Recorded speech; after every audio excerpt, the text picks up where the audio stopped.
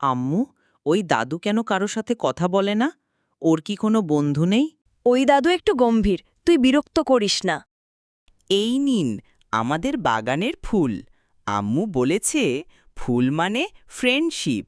ধন্যবাদ বাছা।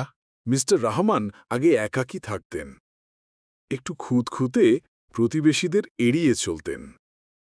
কিন্তু রায়ান ওনার সাথে বন্ধুত্ব করে, কখনো স্কুলের গল্প শোনায়, কখনো তার সাথে বাগান করে।